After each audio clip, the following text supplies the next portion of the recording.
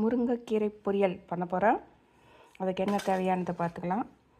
ஒரு ஸ்பூன் கடலைப்பருப்பு, ஒரு ஸ்பூன் உளுத்தம்பருப்பு, வெங்காயம், இடித்த பூண்டு, சீரகம், கொஞ்சம் லாஸ்ட்டாக திருவுண தேங்காய் இவ்வளோ போட்டு எடுக்கலாம். எப்படி செய்யலான்னு பார்க்கலாம் வாங்க. ஃபஸ்ட்டு சீரகம் போட்டுக்கலாம். அப்புறம் கடலைப்பருப்பு.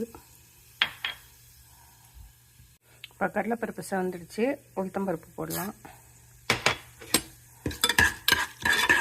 இப்போ பருப்பெல்லாம் செவந்துடுச்சு. பூண்டு போடலாம்.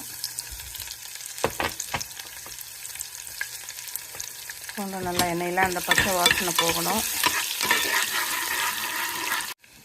இப்போ வெங்காயம் போட்டுக்கலாம். என்னடா கொஞ்சம் வெங்காயம் போடுறோம் பார்க்குறீங்க, 2 பேருக்கு மட்டும்தான்.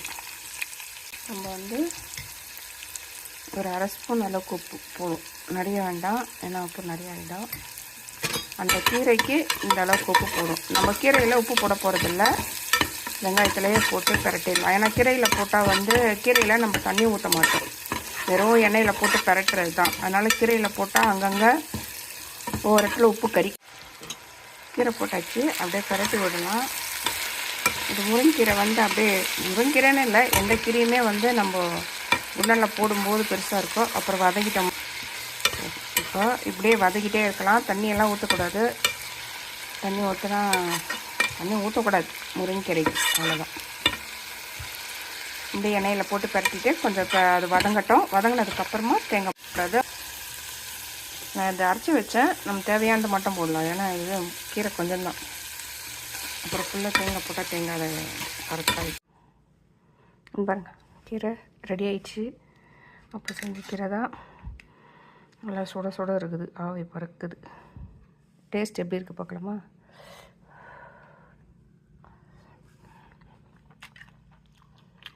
செமையாக அவளுக்கு இருந்தது. நம்மளே இவ்வளோதான் இருக்குது.